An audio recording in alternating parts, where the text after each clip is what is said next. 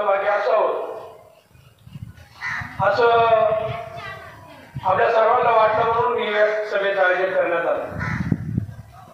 काल तालुका पातळीवर एक मीटिंग झाली आणि त्यामध्ये तालुक्यामध्ये मराठा आंदोलन उभं करण्याचं ठरलं. तर त्या आंदोलनामध्ये आपल्या गावचा सहभाग कसा असावा, तर मला चांगलं झालं. जसं जरांगे पाटलांना पाठिंबा देण्यासाठी त्याच्यात जवळजवळ 90% आमदार खासदार मराठी आहे. आणि जे न्याय देणारे ते उच्च प्रतीला सगळे विचार करा, न्यायाधीश वगैरे कोणी जे असतील तर ब्राह्मण लोक आहेत. सगळ्यात उच्च स्तरावर आरक्षण द्यायचं नाही द्यायचं, कायदा तोडायचा नाही तोडायचा, ते त्यांच्या ह्याच्यात आहे. आणि त्यांनी आपले लोक दाबायचा प्रयत्न चालवला आहे. दुसरा मुद्दा म्हणजे ते जरांगे पाटील आज 40 दिवस झाले तरी त्यांना कुणी पाठिंबा देईना. आमदार खासदार फक्त ते तात्पुरते सांगू राहिले का 15 दिवस पुढे घ्या, 8 दिवस पुढे घ्या, या असे करता करता दसरा निघून गेलेला आहे. परत आता जरांगे पाटील बिना अन्नाचे उपोषणाला बसलेले, तर त्यांना पाठिंबा देण्यासाठी आपण सर्व गावातले सगळं पक्षाचे विविध पक्ष वगैरे कोणताही धरायचा नाही, पण त्याच्यात कोणत्याही पक्षाचा आमदार खासदार जर आला तर त्याला काळे झेंडे दाखवल्याशिवाय जाऊ नका आणि त्याच्याबरोबर कुणी जाऊ नका. महत्वाचा प्रश्न तो आहे. आला तर खुशाल त्यांना उचकून द्यायचं पाठीमागे, पुढे सुद्धा जाऊन देऊ नका. एवढं बोलून माझं भाषण संपवतो. जय जय महाराष्ट्र. गेले कित्येक वर्षापासून प्रलंबित असलेला प्रश्न मराठा आरक्षण, आज आपल्याला आरक्षणाची नितांत गरज आहे. आपण जर बघितलं तर आपल्याला इतर मागासवर्गीयांवर अन्याय नाही करायचा, परंतु आपल्या हक्काचं जे आरक्षण आहे ते आपल्याला कुठल्याही परिस्थितीत या ठिकाणी मिळवायचंच आहे. आपण बघतोय आज किती दिवसापासून जरांगे पाटील यांनी अन्नत्याग केलेला आहे. समाजासाठी त्यांना एक आपण पाठिंबा दिला पाहिजे आणि आपल्या हक्काचं आरक्षण हे आपण मिळवलंच पाहिजे. त्यासाठी या ठिकाणी आपण आज ही मीटिंग आयोजित केली आहे. त्याचबरोबर जे आपले आमदार असतील खासदार असतील त्यांना देखील या ठिकाणी गावबंदी करण्याचा निर्णय घेत आहोत आपण. तर आपल्याला सर्वात महत्त्वाचं समाजासाठी दुसरा कोणताही प्रश्न महत्त्वाचा नाही, फक्त आरक्षण हा एकच मुद्दा अतिशय महत्त्वाचा आहे. आणि आपल्या जर येणाऱ्या पुढील पिढीचं भवितव्य आपल्याला जर व्यवस्थित घडवायचं असेल तर आपल्याला आरक्षणाशिवाय पर्याय नाही. मराठा आरक्षणाचा प्रश्न प्रलंबित आहे. कित्येक सरकार आले, आश्वासन दिले, कोणत्याही सरकारने आरक्षण दिलं नाही. खरी मराठ्यांना आरक्षणाची गरज याच्यासाठी आहे की मराठ्याच्या मुलाला 90% मार्क पडतात आणि इतर समाजाच्या मुलांना 70% मार्क पडतात. 90% मार्क पडून आपलं पोरग घरी आणि 70% मार्क मिळून इतर समाजाचे मुलं नोकरीला लागतात. मग याच्यामध्ये त्या मुलाचा काय दोष? पूर्वी काय झालं, खूप जमिनी होत्या, जमिनी आता विभक्त झाल्या, क्षेत्र कमी झाले, नोकरीची गरज वाटायला लागली, पण आरक्षण नसल्यामुळे नोकऱ्या मिळत नाही. आपल्या मुलांवरती बऱ्याच प्रमाणात अन्याय झाली. त्याच्यामुळं मराठ्यांना खरी नितांत आरक्षणाची गरज आहे. बरेच नेते इलेक्शन आलं की येतात, मतं मागतात, निघून जातात. आज गेल्या 45 ते 46 दिवसापासून आरक्षण या मुद्द्यावरती उपोषण चालू आहे मनोज जरांगे पाटलांचं. कोणताही पुढारी, मराठी नेता, आमदार, खासदार एक प्रशब्दही बोलायला तयार नाही. खरं आपण म्हणजे माझी आता अशी विनंती आहे की पहिल्यांदा आमदार खासदार यांना आपण गावबंदी केली पाहिजे. मनोज जरांगे पाटलांनी जे उपोषणाबाबत सांगितलं की तुम्ही साखळी पद्धतीने उपोषण करा, पुढाऱ्यांना गावबंदी करा, त्याप्रमाणे एखादा जर आपण यातला मुद्दा जर अंमलात आणला तर कुठंतरी गावातून त्यांच्यापर्यंत या गोष्टी पोहोचतील आणि या लढ्याला आपणास यश येईल. असं म्हणतात, जे दिल्लीत चालतं तेच गल्लीत चालतं. आपण गल्लीपासून, जे गल्लीत चालतं तेच दिल्लीत चालतं. आपण गल्लीपासून म्हणजे आपल्या गावापासून सुरुवात करू आणि या उपोषणाला पाठिंबा देऊ. धन्यवाद. पूर्णतः त्यांची आर्थिक जी कुवत आहे ती शेतीवर अवलंबून असल्यामुळं अत्यंत खालावलेली आहे. मार्क पडूनही मराठा बांधवांचा मुलगा खास आरक्षण नसल्यामुळं नोकरीतून बाजूला राहत आहे आणि ज्यांना कमी मार्क आहे ते पुढे जात आहे. पण आपल्या मराठा बांधवांना जर आरक्षण मिळालं तर आपले मुलं नोकरी करतील, त्यांची आर्थिक कुवत सुधारेल, त्यांचे कुटुंब सुधारेल. यासाठी आपण सर्व आज जरांगे पाटलांना पाठिंबा देण्यासाठी, त्या आरक्षणाचा आवाज बुलंद करण्यासाठी देवठाण गावामध्ये आरक्षणासंदर्भात आपण पाठिंबा जाहीर करण्यासाठी आज मीटिंग जाहीर केलेली आहे. ज्यांना ज्यांना हा आवाज आपल्या कानावर येत आहे त्यांनी चौकात यायचंय, या आरक्षणाला पाठिंबा द्यायचा आहे एकमतानं. आणि आरक्षणाच्या निमित्ताने या ठिकाणी जमलेलो आहोत.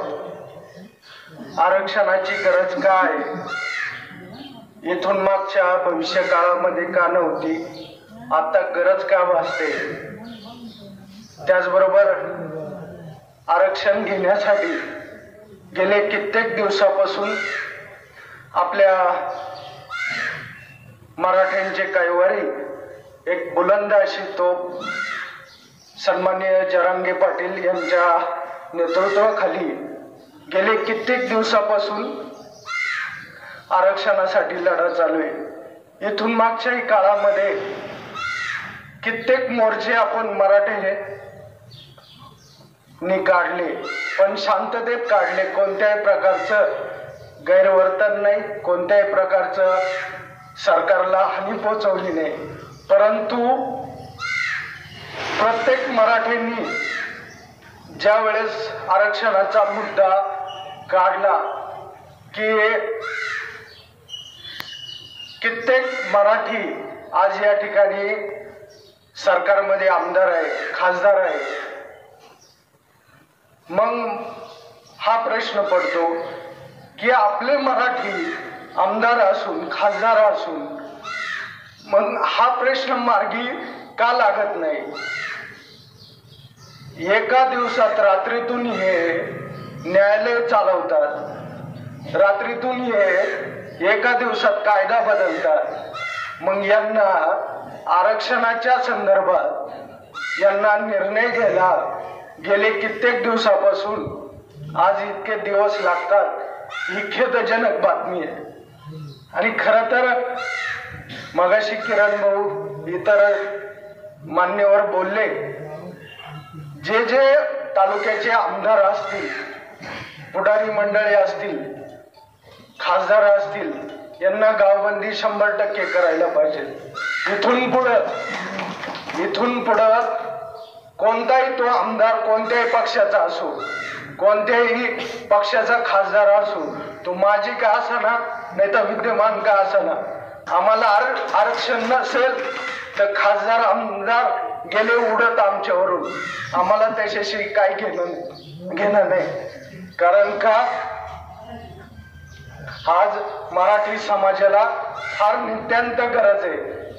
कारण आज बघितलं की 90% वाला आणि 80% वाला याच्यामध्ये खूप फरक पडतो. मराठी समाजाच्या विद्यार्थ्यास 90% मार्क्स पडले तर इतर समाजाच्या विद्यार्थ्यास 80% मार्क्स पडले तर त्या 80% विद्यार्थ्याला प्राधान्य दिलं जातं आणि 90% विद्यार्थ्याला प्राधान्य भेटत नाही. याच्या मागचं कारण फक्त आरक्षण.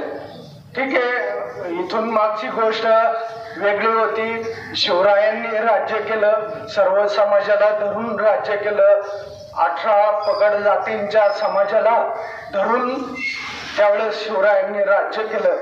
आजही मराठी समाजाला, मुस्लिम असेल तो कोणताही, सर्व समाजाचा मराठी समाजाला पाठिंबा आहे. कालही मी बातमी वाचली, मला वाटतं नगरचीच बातमी होती, एक मुस्लिम समाजाच्या म्हणजे उच्च पदावरती तो व्यक्ती आहे, त्यांनी जाहीरपणे मराठी समाजाला आरक्षण द्यावं यासाठी जाहीर पाठिंबा दिला. खरं तर ह्या गोष्टी अनेक दिवसात व्हायला पाहिजे होत्या, परंतु आज पाहिलं तर जरांगे पाटलांसारखा एक सर्वसामान्य व्यक्ती त्या ठिकाणी उपोषण करतोय. आज त्यांच्या घरातले मुलं बायका आई सोडून आज कित्येक दिवसापासून उपोषण करतोय. याचा विचार समाजाने केला पाहिजे आणि प्रत्येक गोष्टीनं केला पाहिजे. आणि आरक्षण आमच्या हक्काचं आहे. गेल्या अनेक दिवसापासून आपले समाज बांधव मनोज जरांगे पाटील हे मराठा आरक्षणासंदर्भात उपोषणाला बसले आहेत. पहिल्या वेळी उपोषणाला बसले त्यावेळेस शासनाने त्यांची समजूत काढून त्यांच्याकडे वेळ मागितला. जरांगे पाटलांनी त्यांनी 30 दिवस वेळ मागितला. जरांगे पाटलांनी 40 दिवस दिले. 40 दिवसात वेळ देऊन कोणत्याही प्रकारची हालचाल झाली नाही आणि म्हणून पुन्हा एकदा जरांगे पाटील आता उपोषणाला बसले. कालची परिस्थिती अतिशय बिकट होती, कारण कोणत्याही प्रकारचं अन्न पाणी न घेता ते उपोषणाला बसले. त्यांची प्रकृती अतिशय खालावलेली आहे. सरकार अनेक आली, सरकार अनेक गेली, फक्त मराठ्यांचा वापरच केला गेला.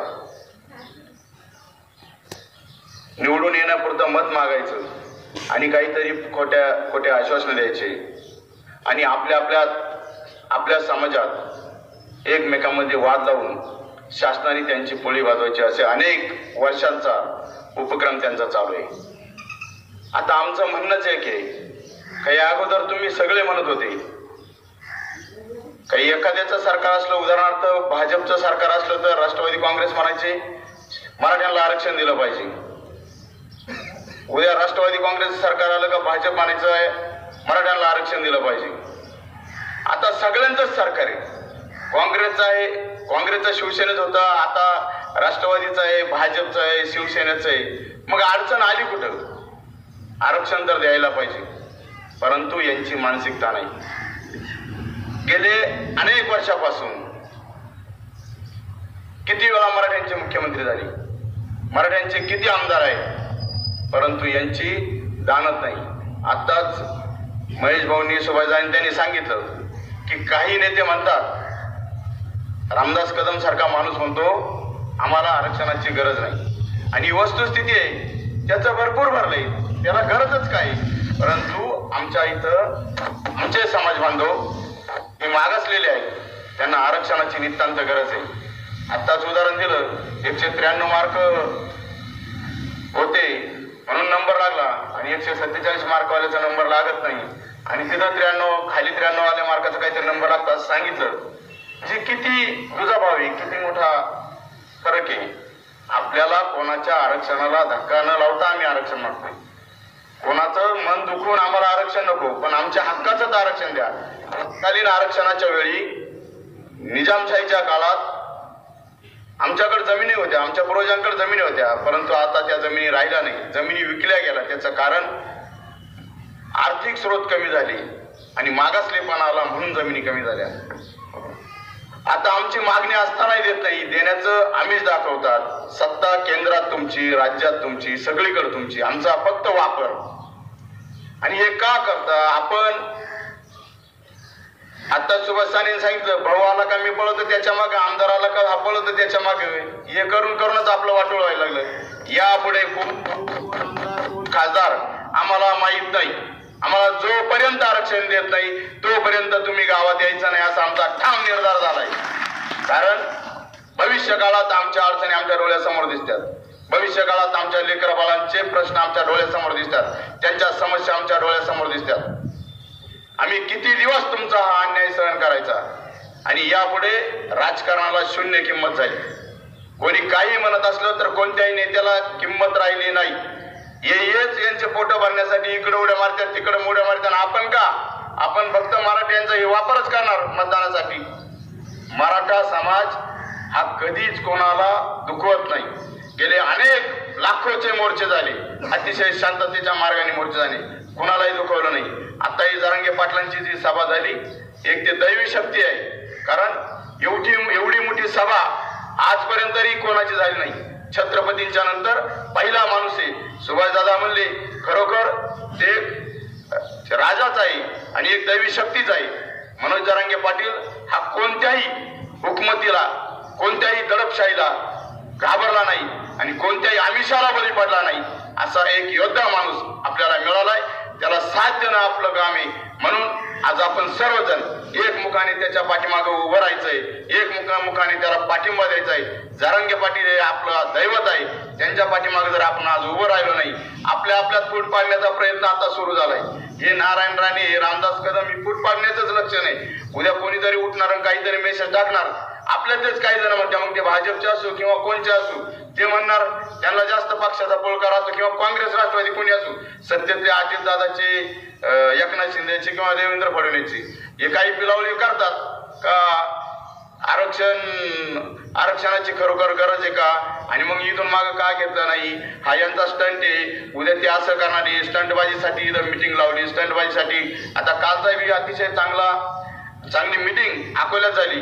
तर त्या मिटिंगच्या अनुषंगाने आपल्याला इथं काही करण्यापेक्षा आपण जर तहसील कार्यालयावर आपला एक दिवस नेमला तर फार बरं होईल. कारण मग त्या मिटिंगला गेटअप येईल, वेटेज येईल आणि त्यांच्या आंदोलनाला आपण पाठिंबा देऊ.